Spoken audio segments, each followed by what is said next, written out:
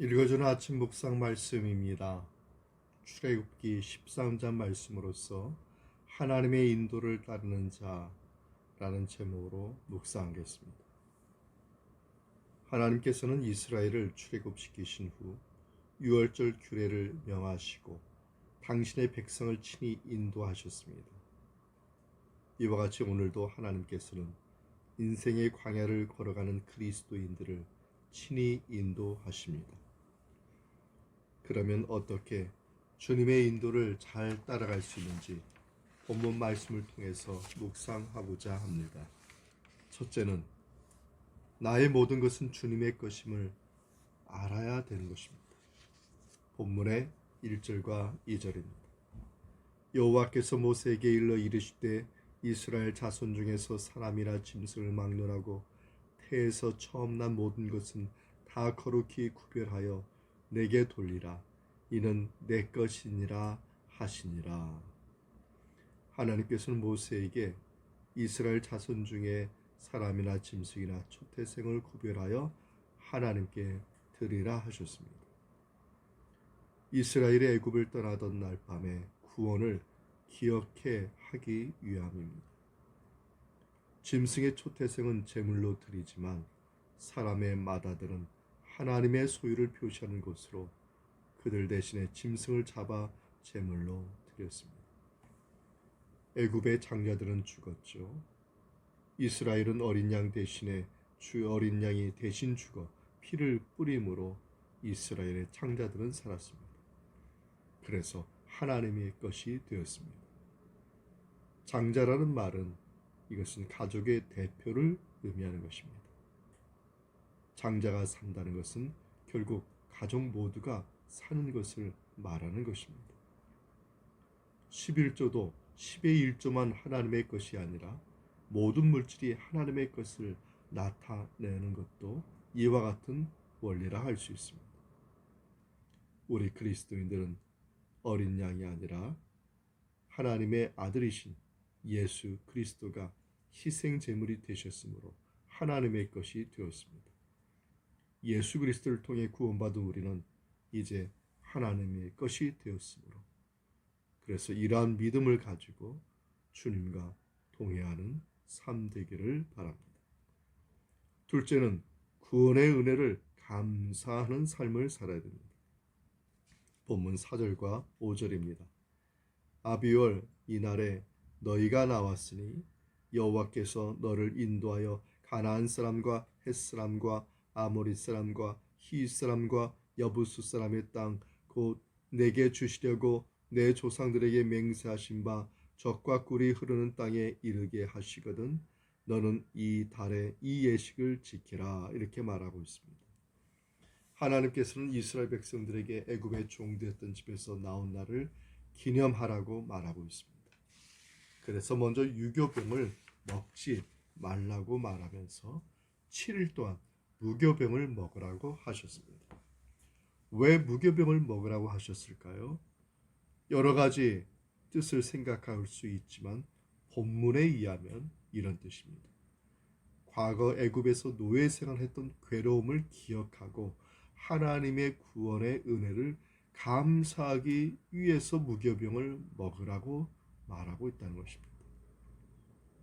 그러나 이스라엘 백성은 나중에 형편이 좋아지자 자신의 힘으로 나온 형편인 줄 착각해서 교만하게 되는 것이 이스라엘의 역사에서 볼 수가 있습니다.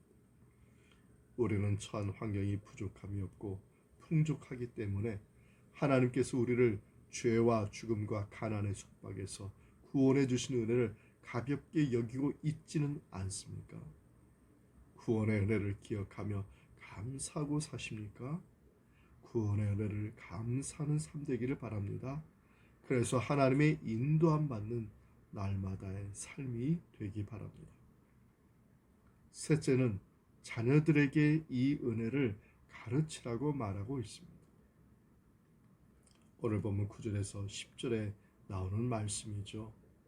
하나님께서는 이스라엘 백성들에게 유월절의 뜻을 자녀들에게 가르치라고 반복해서 말하고 있습니다. 이스라엘 백성은 하나님께서 이루신 구속의 역사를 자손 대대로 알게 하라고 말하고 있습니다. 이 규례는 애굽의 노예에서 구원받은 자가 지켜야 된다고 말하고 있습니다. 그런데 이스라엘은 나중에 하나님의 참뜻을 잊어버리고 가르치지도 않고 다만 이마에 표만 붙이고 살았다는 것이죠. 오늘 우리는 하나님께서 우리를 위해 이루어 주신 구원의 기쁜 소식이 담긴 성경책을 갖고 있습니다. 그러므로 말씀을 매일 묵상하여 하나님의 구원을 기억하고 가르쳐야 합니다. 그리스도인 부모들은 무엇보다도 예수 그리스도의 십자가의 은혜를 생각하고 자기가 어떤 죄 가운데서 구원받았는지 그 은혜를 자녀들에게 가르쳐서 늘 하나님과 동행하고 하나님의 인도함 받는 삶이 되기를 바랍니다. 넷째는 하나님의 인도하심을 거역하지 말아야 됩니다. 본문의 17절과 18절의 말씀을 보면은 하나님께서 왜 빠른 길로 가지 아니하고 홍해 광야로 돌아갔는지에 대해서 말씀하고 있습니다. 하나님께서는 이스라엘 백성들을 친히 홍해 바다로 데리고 가셨습니다. 그런데 홍해 바다로 데려갈 때 이스라엘 백성들이 따라오지 않았다면 어떻게 됐을까요? 그들은 모두가 다 애굽의 병사들과 군병들에게 사로잡히든지 죽임을 당하든지 그리고 노예가 다시 되었을 것입니다. 사랑하는 성도 여러분, 홍해 바다에는 그 밑에 길이 있었습니다.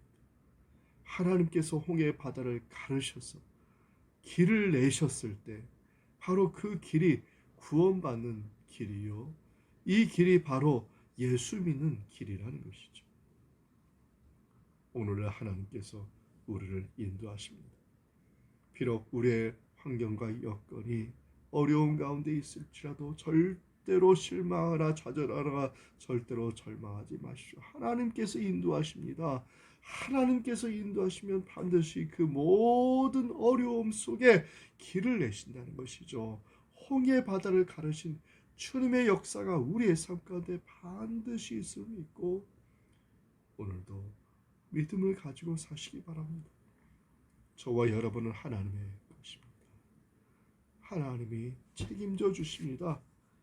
늘 감사하는 것을 잊지 마시고 하나님의 인도하심을 거역하지 마시고 하나님의 인도하심을 따라가면 홍해 바다가 갈라지는 놀라운 주님의 은총이 우리 모두에게 함께할 줄 믿습니다. 이 말씀의 은총이 우리 모두에게 함께하기 바랍니다. 아멘.